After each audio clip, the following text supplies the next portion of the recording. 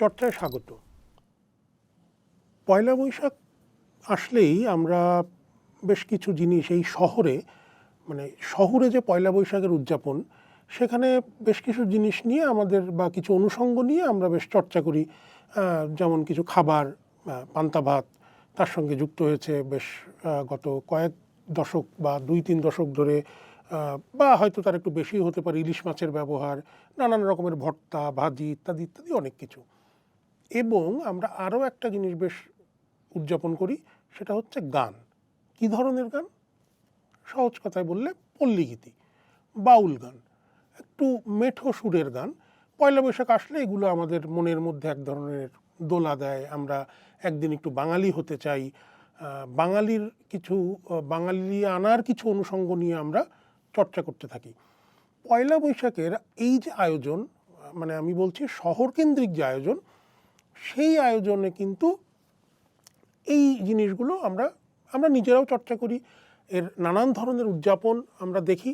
এখন অবশ্য ইন্টারনেটের কল্যাণে বা এই গ্লোবালাইজেশনের যুগে শহরের আয়োজন গ্রামে যেও প্রভাব পড়েছে। সেই জন্য বলা যায় না যে এখন আসলে কোনটা শহুরে আয়োজন কোনটা গ্রামীণ আয়োজন, কিন্তু মোটামুটি এক ধরনের আমাদের একটা ধারণা আছে যে পয়লা বৈশাখের যে আয়োজনটা ঢাকা শহরে বা বড় বড় শহরে দেখা যায়, সেটা মূলত শহুরে একটা আয়োজন। গ্রামকে একটু কাছে নেওয়ার বা কাছে পাওয়ার, নিজের বাঙালিত্বকে প্রকাশ করার এক ধরনের উদযাপন আমরা করে থাকি।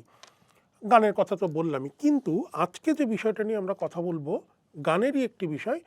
এই জিনিসটি কিন্তু বাঙালির অত্যন্ত আপন, বাঙালির দীর্ঘ বলতে মানে বলা যায় যে মোটামুটি 100 বছরের কাছাকাছি বাঙালি এই জিনিসটা নিয়ে কিন্তু একটা ধরনের চর্চা করছে, এবং একটা সময় তার খুবই উৎকর্ষতার জায়গায় পৌঁছে গিয়েছিল। হঠাৎ করে সেই জিনিসটি কেন জানি একটু বিস্মৃতির দিকে যাচ্ছে, বা টিকে থাকলেও সেটা চর্চাটা একটু কমে গেছে। যেই বিষয়টি নিয়ে কথা বলছি সেটা হচ্ছে বাংলা আধুনিক গান। আপনি কি জানেন, এই যে বাংলা আধুনিক গান বলতে যে কথাটা বলা হয়, এটার উৎপত্তি কিন্তু আমাদের এই বাংলাদেশের রাজধানী ঢাকায়। হ্যাঁ, ঠিকই শুনেছেন। তথ্যসূত্র একটু বলে রাখি। সুপরিচিত সঙ্গীত গবেষক প্রয়াত সুধীর চক্রবর্তী একটি বই লিখেছিলেন বাংলা গানের সন্ধানে। সেই বইতে উনি লিখছেন, 1927 সালে কলকাতা বেতার কেন্দ্র চালু হবার পর যেসব নতুন তৈরি বাংলা গান সেখানে পরিবেশিত হতো, তার নাম ছিল ভাবগীতি ও কাব্যগীতি। অনেক পরে ঢাকায় যখন বেতার কেন্দ্র স্থাপিত হলো, তখন সেখান থেকে আধুনিক বাংলা গান কথাটা প্রথম চালানো হয়। অর্থাৎ সুধীর চক্রবর্তী বলছেন যে আধুনিক গান বা বাংলা আধুনিক গান কিংবা আধুনিক বাংলা গান, এই পরিভাষাটার উৎপত্তি ঢাকায়। ঢাকা বেতার কেন্দ্রের যাত্রা হচ্ছে 1939 সালের 16ই ডিসেম্বর। 1939 সাল, এই যে সময়টা, এই সময়টাতে কিন্তু রবীন্দ্রনাথ তো আছেন, কাজী নজরুল ইসলাম তখন মধ্য গগনে, মানে দুর্দান্ত প্রতাপের সঙ্গে তিনি কিন্তু সঙ্গীত জগতে রাজত্ব করে বেড়াচ্ছেন। শচীন দেব বর্মন আছেন, কমল দাশগুপ্ত আছেন। এই আধুনিক গানের যে ব্যাপারটা, এই জায়গাটায় একটা কথা বলে রাখা ভালো, যে আধুনিক গান কিন্তু আসলে নগর কেন্দ্রিক একটি গানের ধারা, সম্পূর্ণ নগর কেন্দ্রিক। কিন্তু সেই ধারার মধ্যেও কিন্তু গ্রামীণ উপাদান, গ্রামের সঙ্গীত বা পল্লীগীতি অত্যন্তভাবে মিশে আছে। সেদিকে একটু পরে আমরা আসছি। এই যে আধুনিক গান, এই আধুনিক গান যখন উৎপত্তি হচ্ছে বা তার অনেকটা এগিয়েছে, তখন কিন্তু খুব একটা শ্রদ্ধার চোখে, অবজ্ঞার দৃষ্টিতেই, মানে ওটা শ্রদ্ধার চোখে এটা দেখা হতো না, কিছুটা অবজ্ঞা এটার সঙ্গে মিশেছিল। কারণ অনেকের কাছেই হচ্ছে গান মানে বা সঙ্গীত একটা গুরুগম্ভীর ব্যাপার। ওই সময়ে খুব গভীর ভাবের প্রকাশ না করলে ঠিক সঙ্গীত ব্যাপারটা জমে না। সেখানে আধুনিক গান তো খুব খেলো। লঘু সঙ্গীত কথাটাও কিন্তু একসময় খুব ব্যবহার হতো। আধুনিক গান আসলে কি, এর সংজ্ঞা কি, অনেকেই অনেকভাবে বোঝানোর চেষ্টা করেছেন। মানে তাতে ঠিক কতটা একটা পুরোপুরি সংজ্ঞার মধ্যে এসেছে সেটা বলাটা একটু জটিল, বা সুনির্দিষ্টভাবে আসলে কোন সময় আধুনিক গান কথাটা শুরু হলো সেটা নিয়ে অনেকের অনেক মতও আছে। এই যে মানে সুধীর চক্রবর্তীর কথা বলছিলাম, যে উনি প্রথম বলেছেন যে উনি বলেছেন, প্রথম না, উনি বলেছেন যে এই আধুনিক গান কথাটা ঢাকা বেতারে চালু হয়। আমাদের বাংলাদেশের সঙ্গীত বিশেষজ্ঞ করুণময় গোস্বামীর একটি বই আছে বাংলা গানের কথা। উনি ওখানে সুরকার কমল দাশগুপ্ত, কমল দাশগুপ্তকে আমরা অনেকেই চিনি, জনপ্রিয় ব্যান্ড মাইলসের শাফিন আহমেদ, আমিন আহমেদের পিতা। কমল দাশগুপ্ত একটা সময় ঢাকায় চলে আসেন, 1967 সালে উনি ঢাকায় এসে থাকেন। কমল দাশগুপ্তের উদ্ধৃতি দিয়ে করুণাময় গোস্বামী লিখেছেন, বিখ্যাত সুরকার কমল দাশগুপ্ত জানিয়েছিলেন যে এই শ্রেণীর গান মানে আধুনিক গান প্রচলিত হবার কয়েক বছর পরে তারা কয়েকজন মিলে এই গীতশ্রেণীর নামকরণ করতে গিয়ে এর নাম দেন আধুনিক বাংলা গান। কমল দাশগুপ্ত মানে তৎকালীন পূর্ব পাকিস্তান অর্থাৎ বাংলাদেশে এসে থিত হয়েছিলেন, আগেই বলেছি 67 সালে। সুধীর চক্রবর্তীর কথা যদি ধরি তাহলে কমল দাশগুপ্ত ঢাকায় আসার আগেই আধুনিক বাংলা গান বা বাংলা আধুনিক গান এই পরিভাষাটির জন্ম। এ নিয়ে আরও অনেক গবেষণা থাকতে পারে, সেদিকে আজকে আমরা যাব না। কিন্তু আসলে কি দশক ধরে, কোনো একটি দশক ধরে কিংবা কোনো একটি নির্দিষ্ট দিন ধরে এই আধুনিক গানের যাত্রা শুরু হয় বা হয়েছিল? সঙ্গীত বোদ্ধারা কি বলছেন? করুণময় গোস্বামী যে বইটির কথা আমরা বলেছিলাম যে বাংলা গানের কথা, সেখানে উনি আর একটু লিখেছেন, বাংলা গানের ইতিহাসে আধুনিক যুগের সূচনা করেছিলেন রামনিধি গুপ্ত ওরফে নিধুবাবু। যারা গানের এদিক ওদিকে একটু খোঁজখবর রাখেন তারা নিধুবাবুর নামটার সঙ্গে খুব পরিচিত হওয়ারই কথা। নিধুবাবুর টপ্পা একটা সুপরিচিত বিষয়। নিধুবাবু নিয়ে মানে আজকে আমরা এখন আলোচনাটা খুব বিস্তৃত না করে করুণাময় গোস্বামীর উদ্ধৃতি দিয়ে বলি যে নিধুবাবুর আগ পর্যন্ত, নিধুবাবু পূর্ব পর্যন্ত বাংলা গানের কেন্দ্রীয় বিষয় ছিল দেবতার মহিমা প্রকাশ। মানুষের কথা সেখানে খুব একটা বলা ছিল না। করুণময় গোস্বামী লিখেছেন যে নিধুবাবুর পূর্ব পর্যন্ত বাংলা গানের কেন্দ্রীয় বিষয় ছিল দেবতার মহিমা প্রকাশ। মানুষের কথা বলা হয়েছে যেখানে, সেখানেও সে কথাকে দেবতা বা বেদ তুল্য চরিত্রের মাহাত্ম্যর সঙ্গে যুক্ত করা হয়েছে।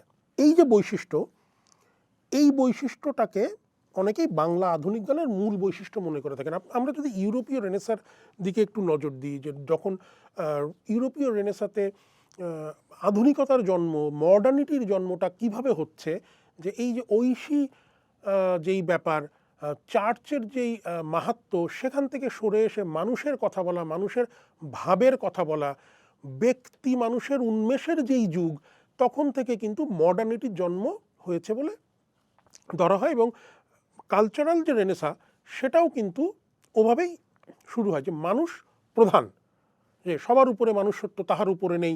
বাংলাতেও এই কথাটা খুব প্রচলিত। গানের ক্ষেত্রেও কিন্তু বিষয়টা ঠিক সেরকমই। তো এই যে ব্যাপারটা, এটা কিন্তু কোনো একটা নির্দিষ্ট দিনে আসেনি, কোনো একটা নির্দিষ্ট সময় ধরে আসেনি, এটা একটা যুগ বৈশিষ্ট্য। আস্তে আস্তে আস্তে আস্তে আস্তে আস্তে এই জিনিসটি গড়ে উঠেছে। অনেকে মনে করেন যে রবীন্দ্র পরবর্তী যে আধুনিক মনস্ক কবিদের নতুন ধাঁচের যে কবিতা, সেই কবিতাকে মানে যেমন সনাতনবাদীরা আধুনিক কবিতা বলে কটাক্ষ করতেন, আধুনিক গানও মনে হয় সেরকম কিছু একটা, মানে কটাক্ষ করেই যার জন্ম, কটাক্ষ থেকেই যার জন্ম, যে কটাক্ষ সহ্য করেছে জন্ম থেকেই। কেউ কেউ আবার এটাও বলেন যে পঞ্চকবির গান মানে রবীন্দ্রনাথ, নজরুল, দ্বিজেন্দ্রলাল রায়, অতুল প্রসাদ, রজনীকান্ত সেন, এই 5 কবি, তাদের গান আধুনিক গান না, তাদের পরবর্তী সময়ে যে গান হয় সেটা হচ্ছে আধুনিক গান। আবার একটু সুধীর চক্রবর্তীর কথায় আমরা যাই। সুধীর চক্রবর্তী লিখেছেন, আধুনিকতায় কালের লক্ষণ যতটা থাকে মনের ধরন তার চেয়ে বেশি ফোটে তাতে। প্রাচীন বাংলা গানের সঙ্গে আধুনিক গানের স্বভাবগত তফাৎ এই যে আধুনিক গান ব্যক্তিগত অনুভূতিকে নিজের মতো করে প্রকাশ করতে চায় সঙ্গীতকারের নিজের বাণী ও সুরসৃজনে। তাহলে রবীন্দ্রনাথের গান কেন আধুনিক? রবীন্দ্রনাথের যে গান সেটা কেন আধুনিক গান না? সঙ্গীত বোদ্ধামাত্র জানেন যে রবীন্দ্রনাথ ঠাকুর শুধু কথায় না, সুরের যে কাঠামো, সেই কাঠামোর সনাতনী ধারাটাকে কিন্তু উনি ভেঙে দিয়ে একটা মুক্ত ধারা, একটা আধুনিক কাঠামো কিন্তু উনি গড়ে তুলেছিলেন। যেমন ধরুন যে মানে একটা সময় ছিল যে বর্ষার গান মানে সেটা মল্লার রাগে হতে হবে। রবীন্দ্রনাথ ঠাকুর কী করলেন? সেটা মানলেন না, না মেনে উনি বাহার রাগিণীতে বর্ষার গান বাঁধলেন। এবং শুধু ওই একটি গানে যে ওই যে রাগের ব্যবহার, রাগিনীর ব্যবহার, সেটা যে কাঠামোগত পদ্ধতি, উনি কিন্তু সেটাও মানলেন না, কোথাও কোথাও এটা ভেঙেও দিলেন। অনেকে বলেন যে এখান থেকে আধুনিকতার জন্ম, গানে আধুনিকতার জন্ম। যে আমরা নিধুবাবুর কথা বললাম, তার আরও কিছু মানুষ আছেন, রাধামোহন সেন, কালী মির্জা বা শ্রীধর কতক, তারাও কিন্তু তাদের কালের যে নিয়ম, সেই নিয়মকে মানেননি, নিয়মকে ভেঙে অনেকটা সামনে চলে গেছেন। কিন্তু আবার এই যে রবীন্দ্রনাথের গানের কথা বলতে যেয়ে অনেকে বলেন যে রবীন্দ্রনাথের গানের যেই সুর, তার সেটা একদম মানে কাঠামোবদ্ধ, এর বাইরে যাওয়ার উপায় নেই, সেই কারণে এটাকে আধুনিক গান বলা যায় না। অন্য চার কবির গানের মধ্যেও সেই জিনিসটা আছে, কিন্তু কোথাও কোথাও সেটাকেও একটু অতিক্রম করা যায়। তবে এখানে মানে একটা প্রশ্ন রাখা যায় যে যদি আমরা গানের মানে বৈশিষ্ট্য বা এই যে জিনিসটা ধরি, ওই যুগের যে বৈশিষ্ট্য, সেখানে রবীন্দ্রনাথের যে তোমার হলো শুরু, এই গানটা, সেইটা কি তাহলে আধুনিক গান নয়? যেই সময়ে গানটা লেখা হচ্ছে, ওই সময়ের হিসেবে সুরগত জায়গায় কিন্তু এটা একটা খুব বিপ্লব, মানে এক ধরনের বৈপ্লবিক ইয়েই বলা যায়। ছোট ছোট সুরের ফ্রেজে, ছোট ছোট কথার ফ্রেজে যেভাবে গানটাকে সাজানো হয়েছে, যারা খুব ভালো সঙ্গীত বোদ্ধা আমার ধারণা তারা বুঝতেই পারছেন মানে কোন বৈশিষ্ট্যগুলোর কথা এখানে বলা হচ্ছে। এবং মানে বাংলা আধুনিক গানের যে মূল একটা বৈশিষ্ট্য, যেটা অনেক সঙ্গীতকারেরাই তুলে এনেছেন, সেটা হচ্ছে সারা পৃথিবীর গানকে টেনে এনে একদম নিজের মতো করে সেই গানটাকে তৈরি করা। সেটা ইতালির গন্ডোলা চালকদের গানই হোক, এই গন্ডোলা চালকদের গান থেকেই কিন্তু অনুপ্রাণিত হয়ে অনেক গান লিখেছেন সুরসাগর, হিমাংশু দত্ত, আমাদের কুমিল্লারই মানুষ ছিলেন। তারপরে ধরেন Irish, Scottish folk, Mozart, Beethoven, Tchaikovsky, Elvis Presley, Pat Boone, Paul Robson, ন্যাট King Cole, পিট সিগার্ড, জন বায়েজ, বনি এম থেকে মাইকেল জ্যাকসন, কি নেই। আর সবার মূলে আছে কিন্তু বাংলার পল্লীগীতি, কীর্তন, শ্যামাসঙ্গীত, রামপ্রসাদী, ভাওয়াইয়া, ভাটিয়ালি, ধামাইল। এইগুলো যদি না থাকতো বাংলা আধুনিক গান কিন্তু হতো না। তার যে সুর, তার যেই কথা এবং তার যেই গানের চলন, গ্রামীণ যেই সংস্কৃতির গান, বাউল গান, এই কীর্তন বা যেগুলোর কথা বললাম, সেটা থেকে অনুপ্রাণিত হয়ে সেখান থেকে মূল জায়গাটা নিয়ে কখনো বিদেশি সুরকে বা বিদেশি সুরের ধরন, ধাঁচ, সেটাকে এবং বাংলা যেই গ্রামীণ গান, পল্লীর যে গান, সেটাকে একত্রে করে একটা নতুন গানের ধারা কিন্তু শুরু হয়েছিল, যেটা হচ্ছে বাংলা আধুনিক গানের যেই যাত্রা। আমরা এখানে হেমন্ত মুখোপাধ্যায়ের একটা কথা বলতে পারি, এটা ঠিক আমি কোথায় পড়েছিলাম সেটা আমার মনে নেই, তো হুবহু উদ্ধৃতিটা দিতে পারছি না, দুঃখিত সেজন্য। উনি বলেছিলেন যে মানে পল্লীগীতি, কীর্তন বা এই জাতীয় বাউল, এই জাতীয় গান না থাকলে বাংলা আধুনিক গান হতো না।